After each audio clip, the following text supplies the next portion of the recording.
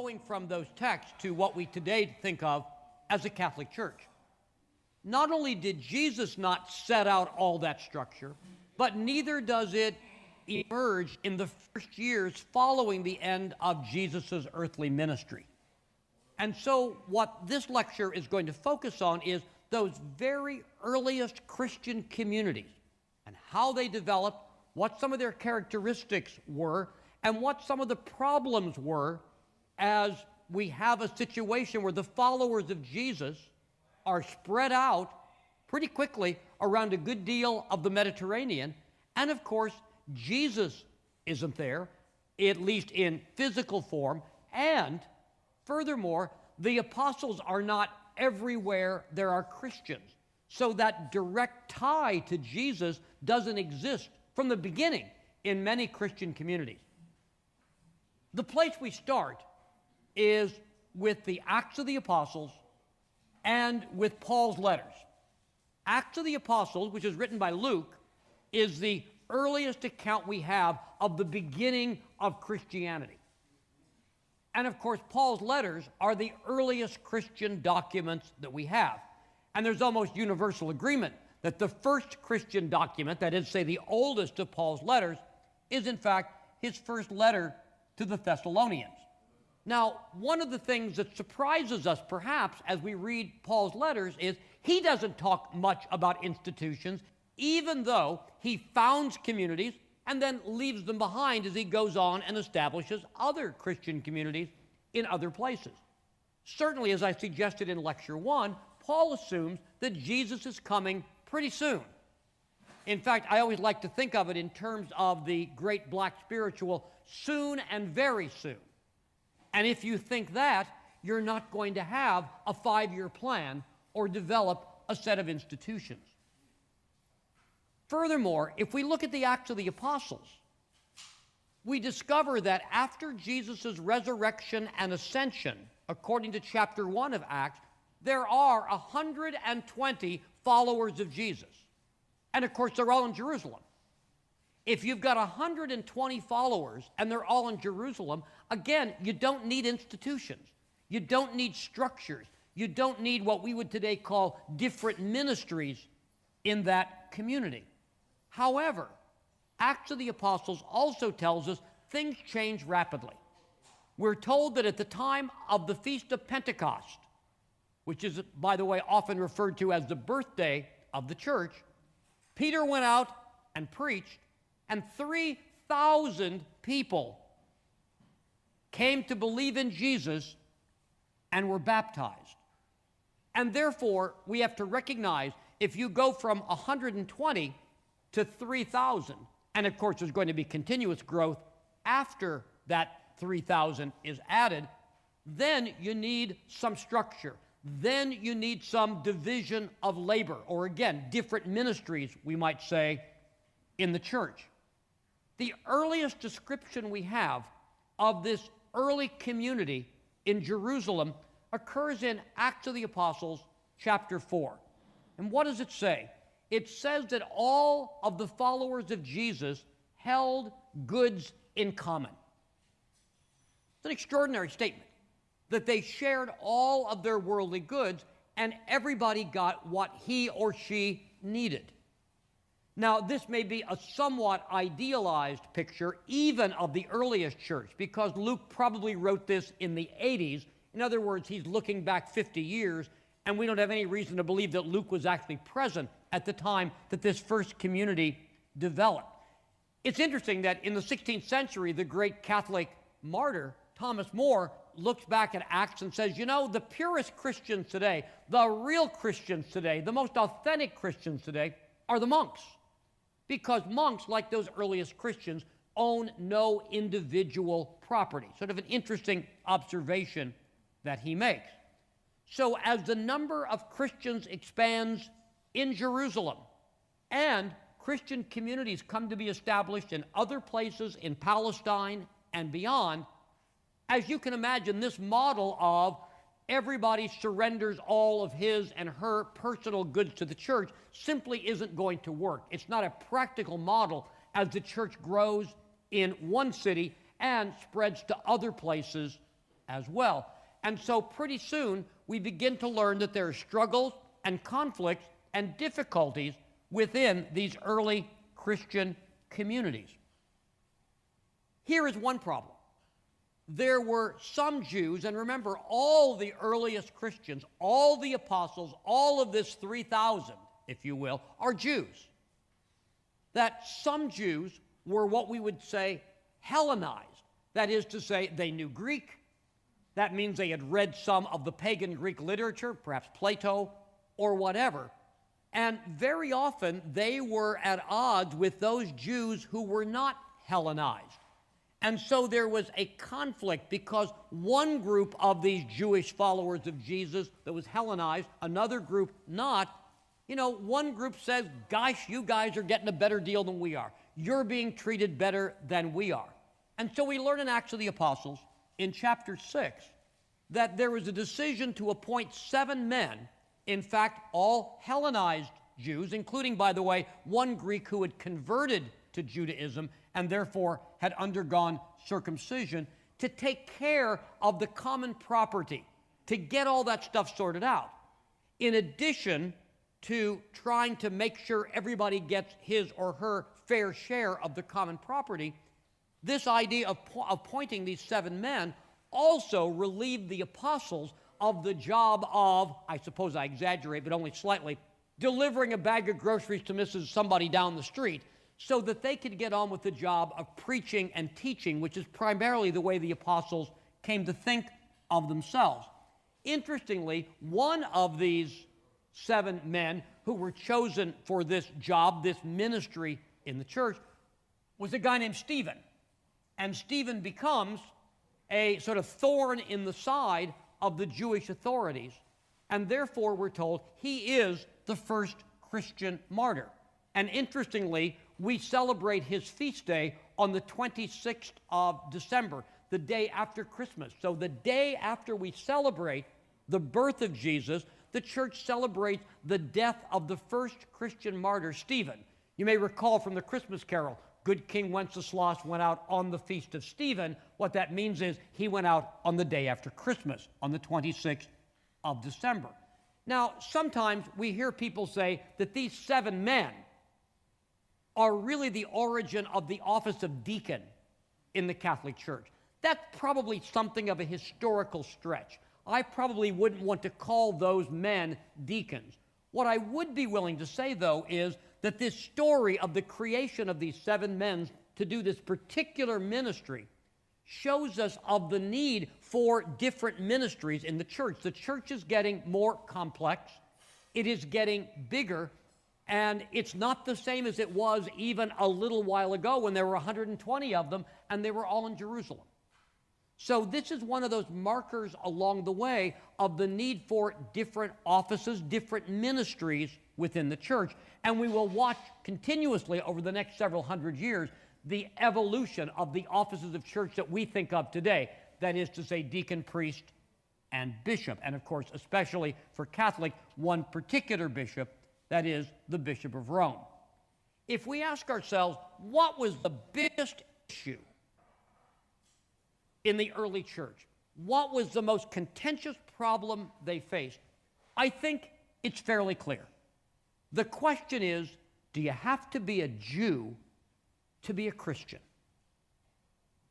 Does everybody who shares that table fellowship with the followers of Jesus have to be circumcised and live by the laws that are contained in Hebrew Scripture, in the first 5 books of Hebrew Scripture, in the Torah or Pentateuch? How we get to a predominantly Gentile church, Gentile simply means non-Jew, is one of the most important stories in the entire history of Christendom.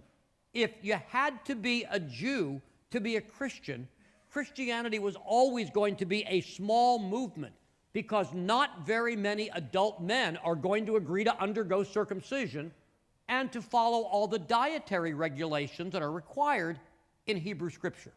So this issue, do you have to be a Jew to be a Christian, is the central issue. We'd like to say the story of how we get to Gentile Christianity is clear or obvious from our reading of these early sources, Acts of the Apostles and Paul, but it isn't. Let me tell you the pieces. First of all, we discover in Acts of the Apostles a story of the first baptized non-Jewish Christian. Now, you might say this is probably, maybe a Greek philosopher who has a conversion. None of that at all. He is an Ethiopian eunuch, okay? A black man from outside the Roman Empire in Ethiopia, and he is castrated. And what we're told is he was someone who had read what we call the Old Testament in Greek, and he believed in Yahweh, but he didn't become a Jew. But he had been to Jerusalem. He meets up with the Apostle Philip. He's reading Isaiah. Philip says, let me explain it to you. And he has this conversion, and Philip says, let me baptize you. The problem with that story is it's isolated in Acts of the Apostles. That is to say, we never hear of that Ethiopian eunuch again.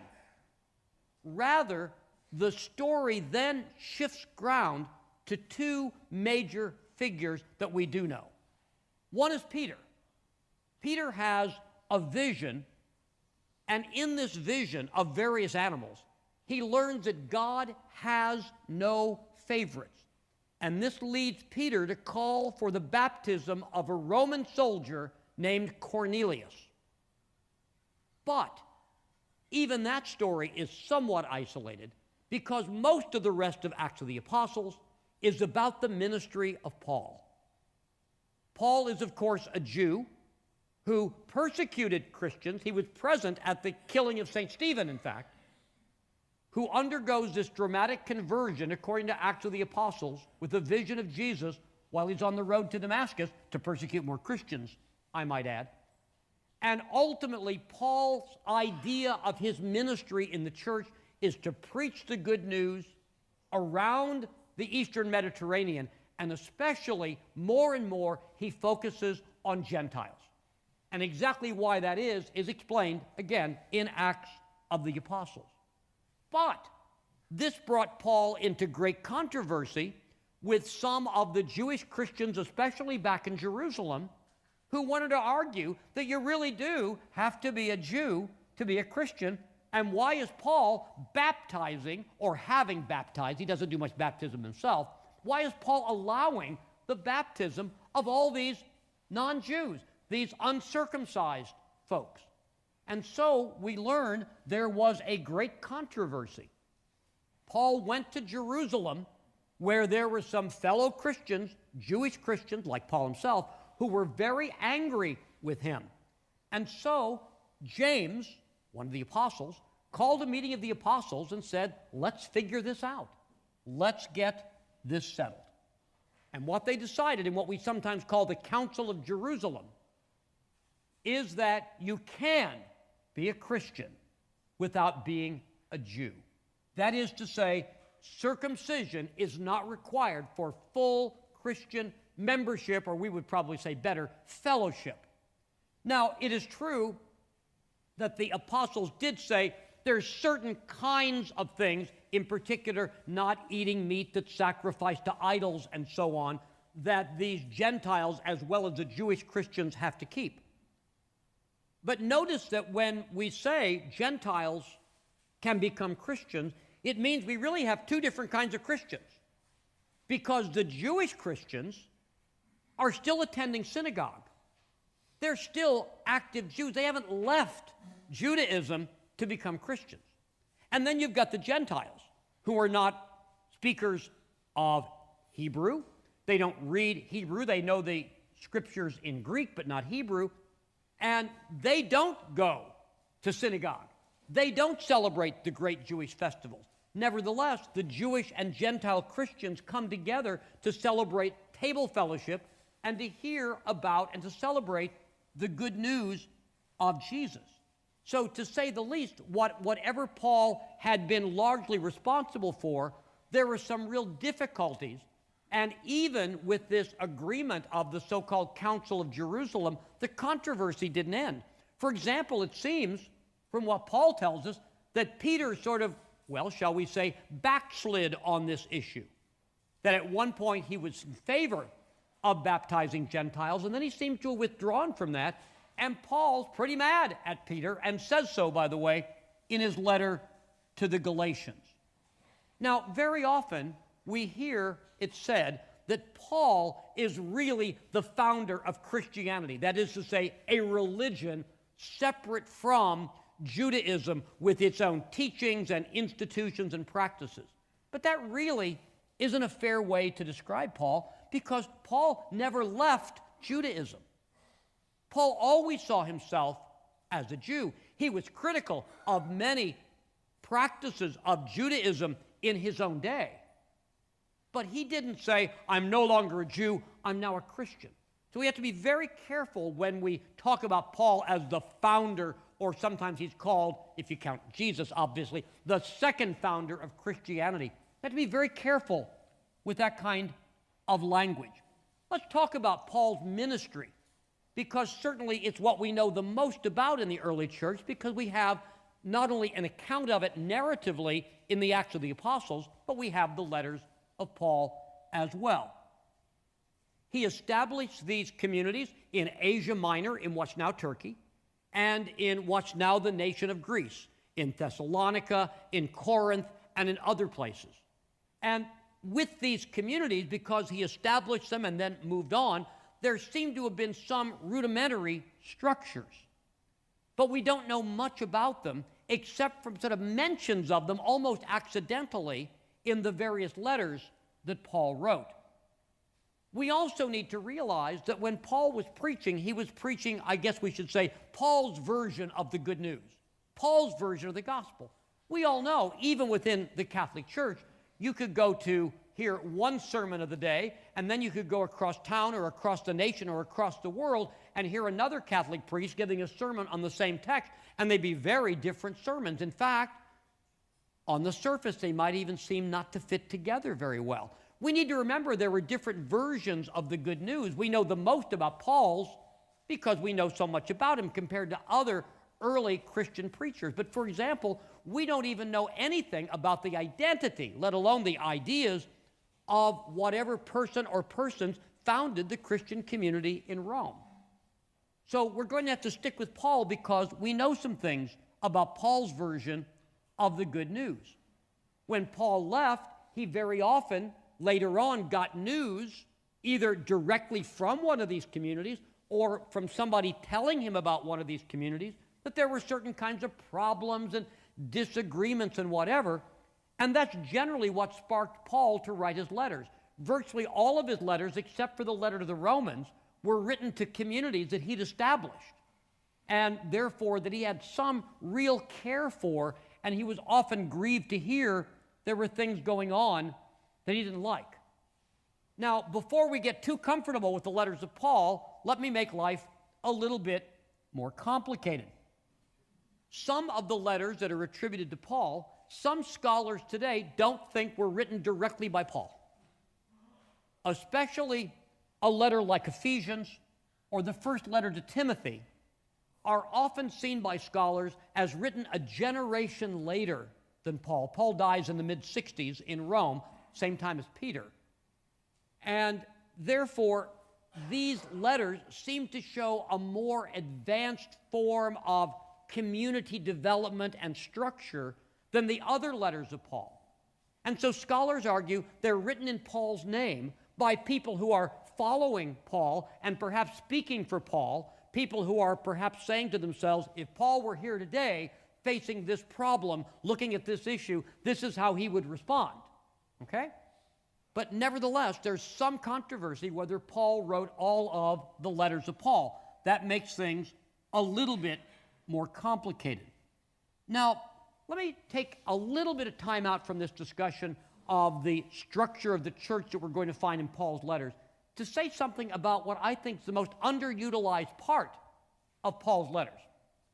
In several of Paul's letters, which we know were copied by a kind of secretary or scribe, so that they weren't actually written down and sent in Paul's hand, that Paul nevertheless attached a personal note in his own handwriting at the end. Now, of course, we don't have any of those manuscripts anymore, But we can tell when, in fact, sometimes Paul says, the following words I'm writing with my own hand. And we ought to pay special attention to those little notes. Also, at the beginning and end of his letters, Paul very often sends greetings. He talks about who he's heard from and heard about lately. And we get a lot of names and a lot of sort of incidental information about these early communities. And so I think very often we jump to the sort of theological substance of Paul's letters and don't recognize the value of, if you will, the edges of Paul's letters, the beginnings and the end. Let me give you some examples. First letter to the Corinthians, Paul tells us that he's heard about some problems in the Corinthian church, and he's heard about them from Chloe's people. Now, we know that these early Christians worshiped in houses, and presumably this group worshiped in the house of Chloe, and Chloe was, in some sense, a kind of person of authority or leadership or whatever. Well, of course, Chloe's a woman's name. We need to recognize that she was a female leader, perhaps, of that church. We also learn, as I said, a lot of interesting details. We find out at the end of 1 Corinthians that Paul dedicates a lot of his time as he travels around and, again, converts many Gentiles to getting a collection of money to send back to Jerusalem, a collection that ultimately he takes back himself. We learn at the end of the letter to the Philippians that even some members of the Roman emperor's household have become Christians. In the letter to the Romans, Paul talks about, and this is the word he uses, a deacon named Phoebe, again, a female name, and he calls her his benefactor. So it's very interesting as we just get these little bitty pieces and glimpses and try to imagine what it's like to be an itinerant preacher traveling around, establishing communities, mixed communities of Jews and Gentiles. And we learned a little bit about leadership, a little bit about the fact that lots of different sorts of folks apparently were leaders of these various communities. Now, of all of the letters that tell us about the issues, the problems that face these early Christian communities, to me, the one that's most revealing is Paul's first letter to the Corinthians. So I want to spend a little bit of time with it and look at that letter, because I think we're going to see, obviously, situations unique to the Corinthian community, but also from it we can imagine that these kinds of problems existed many different places where Christians were established. So what are the issues that Paul raises in 1 Corinthians? First of all, he makes it very clear at the very beginning he has heard that they're fighting with one another. There are divisions. There are different versions of the good news, different versions of the gospel, because after Paul came, other itinerant preachers passed through, and they talked about Jesus in somewhat different terms than Paul did. And folks are saying back in Corinth, well, I'm for this version. I like this version better. And they're identifying and sort of breaking into factions because they prefer the different versions of the good news that they've been exposed to. And Paul very carefully and very powerfully condemns that kind of division. Now, of course, we know the next 1900 plus years, we're going to see many divisions within Christianity. I mean, many divisions, as we know, whether it's between Catholics and Orthodox or Catholics and Protestants or the ones that happened before all of those things. But we need to appreciate the fact that sometimes we look back at the early church and say, oh, wasn't that nice back then? They lived close to the time of Jesus. Some of them actually met people who knew Jesus. I bet they all agreed on everything. I bet everything was just really cool. They got together every night and sang Kumbaya together. And we need to appreciate the fact that that's not the picture we have of the early church. Here's a second problem. Paul found that some of the Corinthian Christians were behaving in ways that he regarded as seriously immoral. He gives, for example, a look at a man who is living with and sleeping with his stepmother. Okay? This is not a good thing. And Paul is sort of shocked by some of these stories of sexual immorality and bad behavior because, well, they've been baptized. And Paul explains in his letter to the Romans, baptism sets you free. It sets you free from the bondage of sin. And look what's happening. Some of the people who have been set free have used that freedom to go back and fall back into sin. This is very disturbing to Paul. That, in other words, this community of Christians isn't a community of just, pious, holy people every minute of every day. That there's nothing magic about becoming a Christian that just automatically makes you the nicest person around. Here's another problem. That there were disputes, probably legal disputes, property disputes between Christians, and they take their case to a Roman court. After all, Corinth is part of the Roman Empire at this time, and we all know about the greatness of the Roman legal system. Paul says, wait a minute. You guys ought to settle those problems yourselves. You don't want pagans judging you. Why are you acting that way? We are Christians, and let's not go to non-Christians, to pagans, to settle our disputes. We can do better than that. He also finds that different people in Corinth are saying, I'm sort of a higher grade Christian than you because I have a greater gift from God. I can prophesy, and you don't have the gift of prophecy. I can speak in tongues, and you don't. And there was this sort of ranking of the various gifts, and people sort of going, my gift's better than your gift. And Paul, once again, is pretty tough in chastising the Corinthians for recognizing that although there is a variety of gifts, as Paul says, there is one Spirit. The famous passage in 1 Corinthians 13 about faith, hope, and love, and the greatest of these is love, is in fact right on the heels of his discussing all of these different ways that people rank themselves. And perhaps, at least for us, if not for Paul, one of the most disturbing things he talks about is the fact that even when the Christians came together to celebrate Eucharist, sometimes the rich guys came first, had a nice banquet, and then they invited everybody in for the sort of ritual supper. And Paul's really disturbed by that kind of social categorization. There aren't, sort of Christians that are grade 1 and Christians that are grade 2. They're simply Christians. And Paul is disturbed by the fact that the social rankings in the world were social rankings that were now continuing among people who claim to be Christ's followers. So we get some very interesting pictures of this early fractured Christian community in Corinth. Let me finish by looking at some elements from Ephesians and 1 Timothy, letters that, again, might well be a generation after Paul himself wrote. And let me suggest some of the things we find there that seem to suggest a kind of more advanced development of the community. For example, in Ephesians, there is what we call a set of household rules. How husbands behave, how wives behave, how children behave, how slaves behave. Slaves, obey your master. That sort of infamous line of Paul's comes in this context. For example, this seems to suggest a somewhat later stage of development where different people in the family have their own particular ways of living with one another. A second thing that he talks about is that there is a bishop, an episkopos. Okay, we get our word episcopal from that. And he talks about bishops and deacons in the community that 1 Timothy is describing. And therefore, again, it seems there's further differentiation. We don't see that kind of differentiation in Corinth or Thessalonica or the other communities that we know Paul is writing to.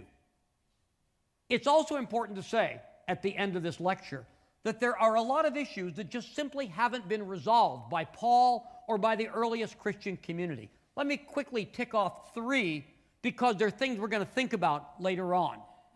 First of all, how are individual churches to be organized? That's still an open question. It's still something that's being experimented with. Secondly, who's in charge? Especially after the apostles die, and remembering the apostles are by and large in one place. They're in Jerusalem. Who's in charge? Who's in charge in communities where there is no apostle? Who's in charge after the apostles die? where does that sort of special authority of the apostles, remember, they got together in the Council of Jerusalem, where does that authority lie, or does it lie anywhere after they die? And finally, how do we have one community of Christians when some are Jews, some are Gentiles, some go off to the synagogue and worship there as well, and some don't? So these are issues that we see in the early Christian text in the New Testament, and we're going to see how these are dealt with in some of the subsequent lectures on the first centuries of Christianity.